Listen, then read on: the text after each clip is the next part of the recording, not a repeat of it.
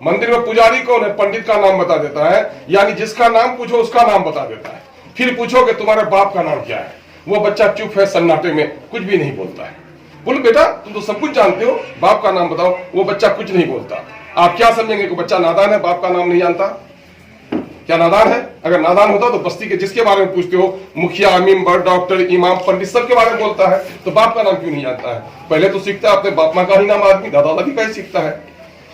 जब बच्चा कुछ नहीं बोले तो आपके दिल में 2-3 ख्याल आएंगे। ये ख्याल होगा कि शायद इस बच्चे का बाप मर गया होगा, जिसका नाम लेते हुए इसको गम होता है। होगा कि नहीं होगा? दूसरा ख्याल ये भी आ सकता है कि इसका बाप कोई बदनाम हो, चोर उचक्का हो, जिसका नाम लेते हुए शर्माता है। ये भी ख्याल आ सकता है। तीसरा ख्याल ये भी आ सकता है कि इसकी मनहूस मां ने बदचलनी की वजह से शायद इसके बाप का नाम ही नहीं बताया हो। ऐसा हो सकता है कि नहीं हो सकता है? तो मैं थोड़ी देर के लिए अवैसी साहब को ताक पर रखो, मैं कुछ सवाल करता हूँ। ये बताओ कि बिहार में राजद यादवों का नेता कौन है? नौजवान आवाज दो। लालू प्रसाद। इधर की बोलो ना, इधर से बोलो, कौन है? तुम लोग नहीं जानते यादव का नेता कौन है? आवाज हो ना जरा सा जी। मैंने सुना कि बाथरूम की बस्ती है ये। जोर से बोलो। यादव का नेता कौन है? रामविलास पासवान किसका नेता है? पासवानों का। कोयरी कुर्मी का नेता कौन है? मछुआरों का नेता कौन है? मुकेश सहनी। अब इसी को ताक पर रखो, बोलो तुम्हारा नेता कौन है? मैंने कहा उसको ताक पर रखो, मत बोलो अभी। कोई नहीं है। जिताया उसको यहाँ पर कि तुम्हारा नेता हो गया। कौन है? कोई नहीं। चौराहे पे उस बच्चे की तरह तुम्हारा हाल है कि नहीं है? जो सबका नाम जानता, अपने बाप का नाम नहीं जानता। आज सियासी एतबार से हम भी उसी बच्चे की तरह हो गए हैं कि सबका लीडर मुझे मालूम है, मेरा लीडर कौन है मुझे मालूम नहीं। लेकिन क्या मुस्लिम क़यादत को जिसने बिहार में तोड़ा उसको माफ करेंगे आप? अगर गैरत है तो माफ नहीं करेंगे आप। अगर गैरत है, हमियत है तो माफ नहीं करेंगे आप। हवा का इंतजार मत कीजिए। हवा में उड़ती है धूल। क्या उड़ती है जी हवा में? धूल। गिरा हुआ कागज का टुकड़ा, दरख्त का गिरा हुआ पत्ता। हवा में पत्थरों को उड़ते हुए देखे, दीवार को उड़ते हुए देखे, तो हमको क्या बनना है? गिरा हुआ पत्ता और धूल नहीं बननी है कि हवाओं में उड़ जाएंगे, बल्कि हम पत्थर ही नहीं, पत्थरों की जमात, मजबूत दीवार बनेंगे। हवा में उड़ेंगे नहीं, हवा के रुख को तब्दील करेंगे। ये अद्भुत पैदा करना है। मैं एक बार नहीं 3-3 बार राजद के कोटे से जीत कर आया, और आज लोग कहते हैं अस्तुलिमान तुम तो फिर बार बार हारे जीते भी हो, लेकिन राजद तो बड़ी पार्टी थी, यहां आकर कैसा लगता है? मैं कहा सुनो, किराए के 5 स्टार होटल में था, डर हर वक्त लगा रहता था कि कब गर्दन में हाथ डाल जेब का पैसा खत्म हो निकाला जाऊं। लेकिन अल्हम्दुलिल्लाह आज अपनी झोपड़ी है, दरवाजा बंद करके सोता हूं, किसी के बाप के मजाक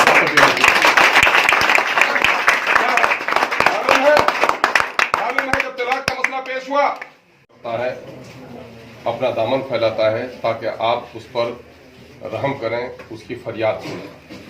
मौजूदा वक्त जिस मुल्क में हम और आप रहते हैं, ये मुल्क अजीम भारत है, और भारत की तारीख ये रही है कि इस मुल्क में राजाओं ने भी राज किया, बादशाहों ने भी यहाँ अपनी शानसाहियत कायम रखी, अंग्रेज़ों ने भी हुक्मरानी की, और आज मुल्क में हम एक आज़ाद मुल्क में रह रहे हैं। अगर इन तीनों दौर को आप देखेंगे तो बहसियत अक़लियत के और दलितों के आप जायजा लेंगे कि कभी इस मुल्क में दलितों को अगरों के दरवाजे पर नहीं जाने दिया जाता। वो कुर्सी पर बैठने का हकदार नहीं था। उनके कदमों के निशान कुत्ते और बिल्ली के निशान से भी ज्यादा मनहूस थे। वो बड़ों के दरवाजे पे जाता था तो हांडी होती थी, उसे थूकने की भी आज़ादी नहीं थी। बाबू जरा बात कर लेंगे तो। पार्टी के बहुत ही जिम्मेदार जनरल सेक्रेटरी जनाबे भाई इंजीनियर आफ्ताब अहमद साहब, इस कारवां में शामिल भाई रुस्तुम साहब, भाई जनाबे मुकीम साहब और जिम्मेदार साथियों, इस बस्ती के बुजुर्गों, नौजवानों और अजीज़ों, इस वक्त हम लोग आपकी बस्ती में आए हैं और हम लोग के आने की गर्ज व गायत से आप वाकिफ़ हैं कि इस वक्त हम लोगों का आना आपकी बस्ती में आपके दरवाजे पर एक सायल की तरह कायल नहीं गया था। यानी इस बात का बैन सबूत है कि इस मुल्क की आज़ादी में भी सबसे बड़ा रोल हमारा रहा। लेकिन आज हम कहाँ खड़े हैं, ये एहतसाब करना चाहिए। देखो, जो कौमें एहतसाब नहीं करती, हम 3 चीज़ के कायल हैं: तौहीद, रिसालत और आखिरत। वहदानियत के कायल हैं, रिसालत के कायल हैं, और मरने के बाद जिंदगी का हिसाब किताब देना होगा, इसके भी होता है नहीं। लेकिन अफसोस कि हमारी बस्तियों में न मोहल्ले की कमेटी का हिसाब मिलता, न मस्जिद का मुतवल्ली हिसाब दे सकता। जब मस्जिद का मुतवल्ली हिसाब नहीं दे सकता तो सियासी हिसाब किताब हम क्या करेंगे? नतीजा है कि हम बड़े बेहिसाब को, बच्चे के पढ़ने के बाद साल भर के बाद इम्तिहान लिया जाता है, कारोबार के एक साल भर के बाद हिसाब करता है कि मेरा नफा नुकसान क्या हुआ। इलेक्शन उसी तरह के नफा नुकसान करने का यह वक्त है कि हम देखें कि जिसको जिताया था क्या उसने किया, और जिस काम से जिताया था उसने किया या नहीं किया, ये हिसाब करना चाहिए। लेकिन हम ये हिसाब नहीं करते। हम तो उठे ही इस काम के लिए हैं कि इसको हरा देना है, उसको जिता देना है। खुदा की कसम मेरे भाइयों, जिस वोट में किसी को हराने की, किसी को तख्त पर बैठाने की ताकत है, किसी को तख्त से उतारने की ताकत है, अगर हमने गौर और फिक्र से उसका इस्तेमाल किया तो हमारी नस्लों के तकदीर को बदलने की भी ताकत है। हमने दुश्मन को शिकस्त देनी है। ये जरा दोस्त की तरह बोलता है, इनको बैठा देना है। दोस्ती की नहीं की, इसका कोई हिसाब किताब नहीं लेना है।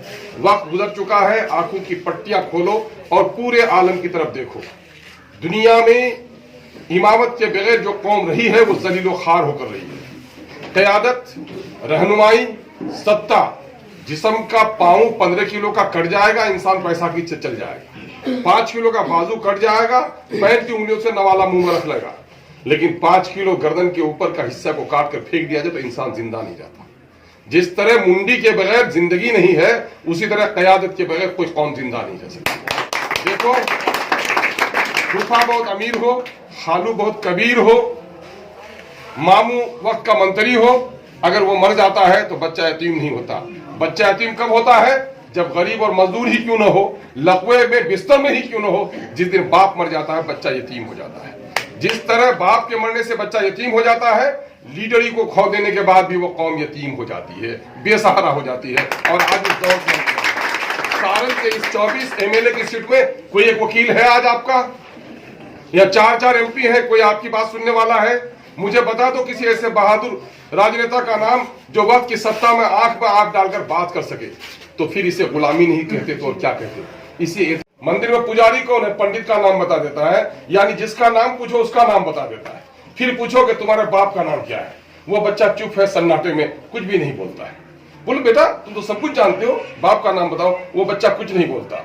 आप क्या समझेंगे कि बच्चा नादान है, बाप का नाम नहीं जानता? क्या नादान है? अगर नादान होता तो बस्ती के जिसके बारे में पूछते हो, मुखिया, मेंबर, डॉक्टर, इमाम, पंडित, सबके बारे में बोलता है, तो बाप का नाम क्यों नहीं जानता है? पहले तो सीखता है अपने बाप माँ का ही नाम, आदमी दादा दादी का ही सीखता है। जब बच्चा कुछ नहीं बोले तो आपके दिल में 2-3 ख्याल आ जाएंगे। ये ख्याल होगा कि शायद बच्चे का बाप मर गया होगा, जिसका नाम लेते हुए इसको गम होता है। होगा कि नहीं होगा? दूसरा ख्याल ये भी आ सकता है कि इसका बाप कोई बदनाम हो, चोर उचक्का हो, जिसका नाम लेते हुए शर्माता है। ये भी ख्याल आ सकता है। तीसरा ख्याल ये भी आ सकता है कि इसकी मनहूस मां ने बदचलनी की वजह से शायद इसके बाप का नाम ही नहीं बताया हो। ऐसा हो सकता है कि नहीं हो सकता है? तो मैं थोड़ी देर के लिए अवैसी साहब को ताक पर रखो, मैं कुछ सवाल करता हूँ। ये बताओ कि बिहार में राजद यादवों का नेता कौन है? नौजवान आवाज दो। लालू प्रसाद। इधर की बोलो ना, इधर से बोलो, कौन है? तुम लोग नहीं जानते यादव का नेता कौन है?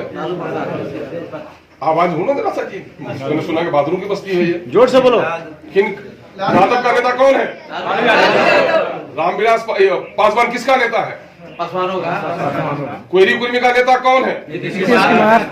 मछुआरों का नेता कौन है? मुकेश सहनी। अब इसी को ताक पर रखो, बोलो तुम्हारा नेता कौन है? मैंने कहा उसको ताक पर रखो, मत बोलो अभी। कोई नहीं है। जिताया उसको यहाँ पर कि तुम्हारा नेता हो गया? कौन है? कोई नहीं। चौराहे पे उस बच्चे की तरह तुम्हारा हाल है कि नहीं है? जो सबका नाम जानता, अपने बाप का नाम नहीं जानता। आज सियासी एतबार से हम भी उसी बच्चे की तरह हो गए हैं कि सबका लीडर मुझे मालूम है, मेरा लीडर कौन है मुझे मालूम नहीं।